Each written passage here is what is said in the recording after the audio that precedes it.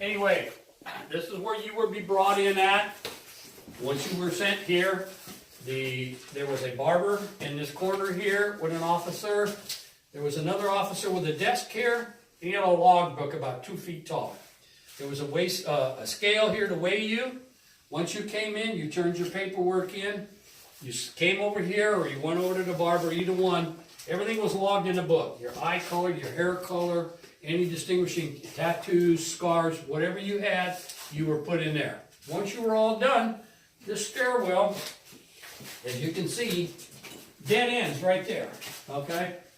Where I showed you the bathroom upstairs, that separate bathroom that they had put in, that stairwell wouldn't have normally came all the way down here, all right? So the superintendent would just walk out of his office, walk down, and I call it meet and greet the boys. He would welcome them, okay? Then he would go back up. But once they put the bathroom in, they had to run the plumbing, so they blocked the stairwell off. Once he was done with you here, and you were done logged in, you would see the barber. All your hair would come off. A lot of these boys lived on the streets, vagrants, filthy, dirty, long hair, bug crawling in them. Once you got your hair cut, you were forced to strip right in the middle of the floor. I don't care how old you were. You imagine an 8-year-old coming in here that day with some 13, 14, 16-year-old kids, and he had a strip in front of him? You're a little scared. But anyway, once you did that, you were marched through this door right here. You follow me. You would enter this thing here called a plunge bath. Okay? It's basically a delousing station. I call it like a cattle dip. God knows what kind of chemical. I had a chemistry teacher from Sac State tell me what was probably in there. And I looked at her and I said, ma'am, I said, I've got a Bachelor of Science degree from Sac State in Administrative Justice, and I can't even pronounce that word. But anyway, you would be forced underwater from this deep end all the way to the shallow end. There was a big concrete block here where they would help you out. If you did not go underneath the water, you were forced under the water. Once you were helped out, if you had one live bug crawling on you yet, you went through that door, went through the other door, marched right back down this hallway, stark naked, and went right back through there again. If you were clean, you went into the other room, the shower room, you showered off, and you were sent on your merry way. But they eventually had to close that up because the state deemed it inhumane. So I believe after that they went to the powder for lice or whatever it was. DDT. Yeah. Yeah. Yeah, probably a whole lot better.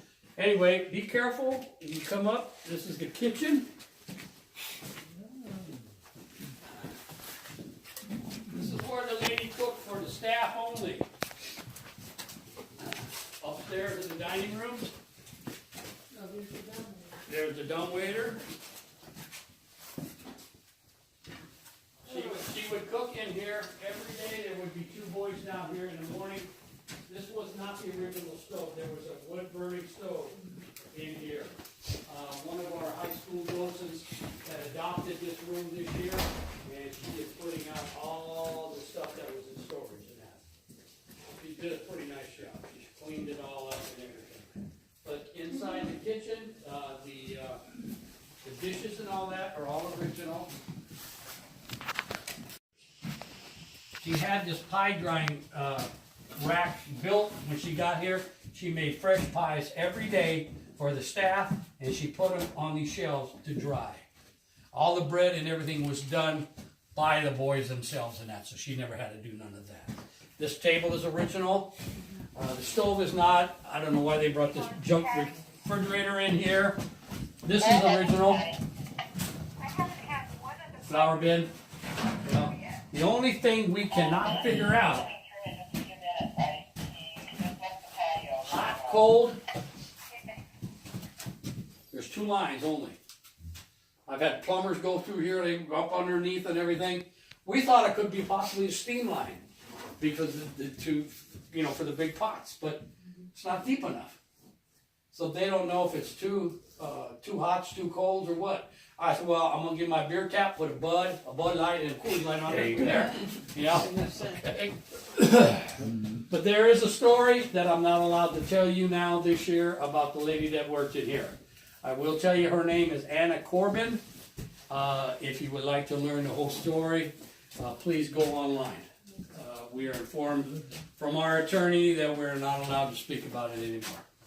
That's all I will tell you, is she was the one that was murdered in the castle, if any of you have done any research prior to coming here. Okay?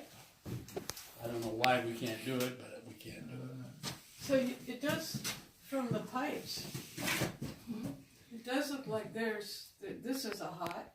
Yeah, there's one hot and one cold, but we don't know what the third is. They don't know if there's a T in a wall that's connected them or what. They, like I said, they got down and looked and everything else. So we still don't know. That's a mystery to us. That's a mystery to us. I don't know where she just got this new vegetable can at, but I'm amazed.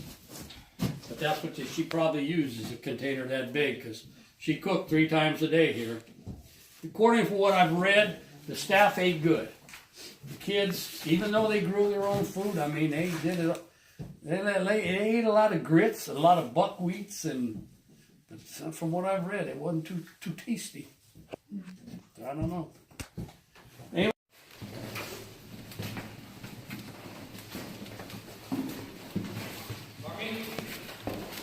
Yeah. The flooring is all original.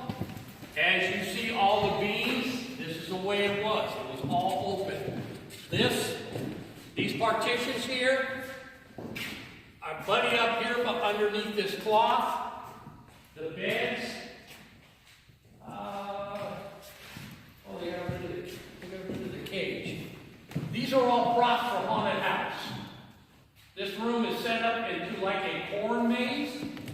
It's all decorated, and once you come up here, you got to figure out how to get yourself out.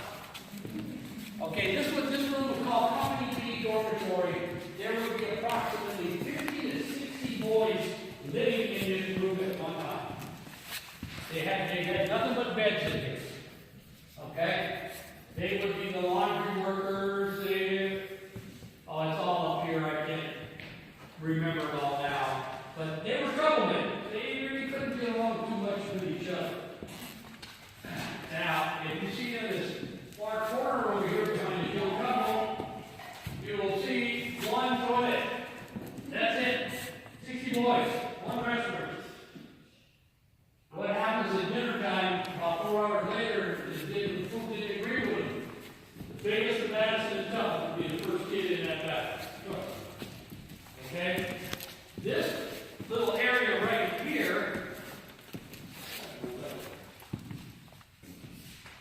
is where the scorekeeper sat and kept score. On the back, on this wall right here, you can see the 4 holes. That was a basketball hoop there. Or the basketball hoop here. Okay? If you believe I told you that, I got some swampland in Florida I can tell you. But this is where the gentleman, the guard, I'm going to use this word very lightly, supposed to have watched over the boys. Now, when I mean supposed, how did they get up in these ceilings, in these rafters here, and carve their names and dates up here? Bill was here 1953 to 1954, somewhere down south. Okay? That's not bad work. We just got up here, we're all up here, we're all up here. But follow me all the way. This Bill's mellow me up here. How did Bill get way up there and do that?